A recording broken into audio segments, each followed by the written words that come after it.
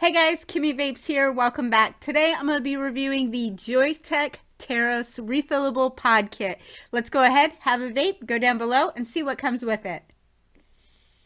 Okay, and here we have the JoyeTech Teros Refillable Pod System. This was sent over to me by JoyeTech for the purpose of this review. Let's go ahead and open up the box and see what the Teros comes with. Okay, you're going to get a JoyeTech warning card. This just lets you know that you need to fill the pod, how to fill it, don't overfill it, and to keep the stopper stored tightly. You also get a Teros Quick Start manual, JoyeTech warranty card. Here is your micro USB charging cable, and then you will have the Teros battery and two pods. Now I've already been using the Teros, so I do currently have a pod already installed.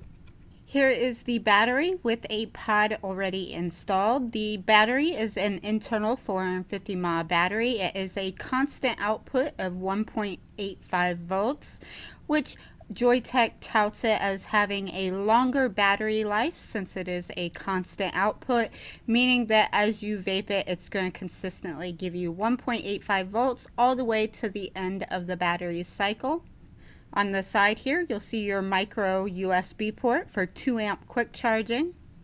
The color I have here is the white with a pink photochromatic color, meaning that in sunlight, this will turn pink. They also have temperature changing colors and then their regular standard color. Here you'll see this is the battery indicator light. You have 2 indicators, green and red. The overall size of the JoyeTech Teros with the pod install is 90 millimeters by 29 millimeters by 12 millimeters thick. Its weight is 57.5 grams. So taking a closer look at the pod, you'll see it is a smoked gray clear plastic container. It does hold 2 mLs of e-liquid. It has a 0.5 ohm coil. It does not specify on the manual what the material is made of, nor could I find that information on their website. However, I will note that if you look inside the pods, you'll see that the wicking ports looks very similar to the old style BVC coils or bottom vertical coils. So I have a feeling that unlike other refillable pod cartridges, this one has a vertical coil. And also when I look down the center airflow there, that chamber that goes down to the coil, it appears that this is a vertical coil, which I find very interesting.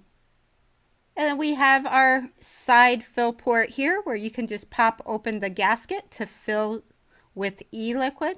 I find that the opening is plenty big enough for needle tip bottles, gorilla bottles, most any plastic nozzled bottle. But when it comes to using a glass dripper for filling this, I find that it can be difficult with the bigger sized glass drippers. So usually what I do to fill it is I use one of these little needle tip bottles that I have laying around.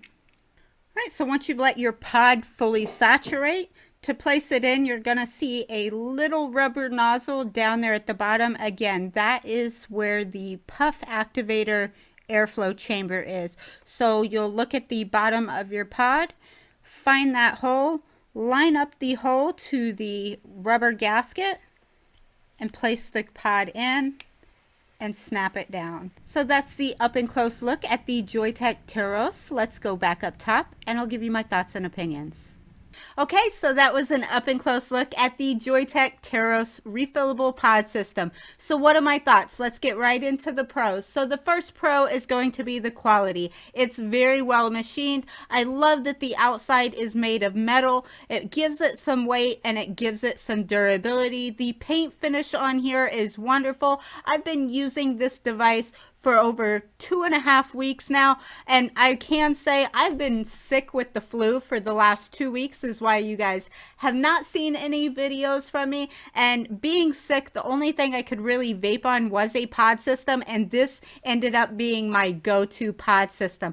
I found everything about this to be perfect for what I needed at that time. So some of the things that I really liked about it, of course, is that it's portable and it's stealthy. It's a pod system, so while it doesn't put out an enormous volume of clouds, it does give you that satisfying hit that you're looking for when using nicotine. Speaking of nicotine, it is great for higher levels of nicotine or nic salts. I have been running a 30 milligram nic salt in here, and it has been working great. I really love it. It gives me my nic fix. The next pro that I have for this is going to be the pods that they include. The fact that they are very easy to see through, really easy for me to see my e-liquid level all the way down thanks to that cutout. Another pro, of course, is going to be the battery life. 480 mAh means that this is almost double the capacity of most stick pod devices out there. Stick pod devices usually range between 280 and 340 mAh, so this one just comes slightly above it. And also, speaking of battery life, that's going to be another really big pro for this. So even though it is only a 480 mAh battery, which is quite large for a pod device, it also has constant output of 1.8 volts. And the way that JoyeTech describes that on their website is doing that constant low voltage allows you to maximize your puffs on the device. And I gotta say, I would agree with that statement. I find that I can use this device all on its own and go almost an entire day without charging it. So battery life, big pro on that. Next pro with the pod, of course, is going to be that it wicks very easily with 70 VG or lower. I have no problem with wicking with 70 VG e-liquid. No dry hits, no spitting, no gurgling, as well as no leaking I've found with this pod. I am on my second pod with this device, and I've had no leaking out of either pods. Another big pro is that you can vape on this device while charging. Now, I don't know if this is a true pass-through or if it's just allowing you to vape off the battery while charging.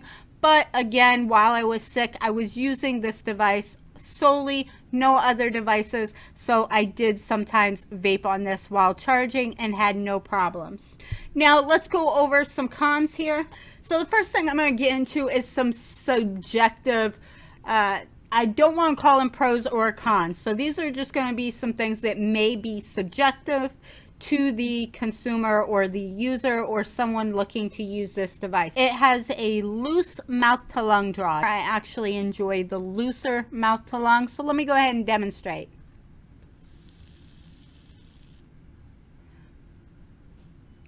So not a lot of vapor. Again, this is a little pod system, so don't expect a lot of vapor.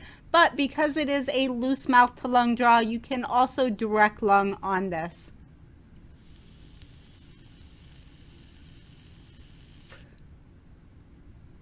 Which will give you more vapor production. And I find that for me personally, because I do like that very restricted direct lung draw or a loose mouth to lung draw, I'm able to really amp up that cloud production on such a small device and get a very satisfying hit.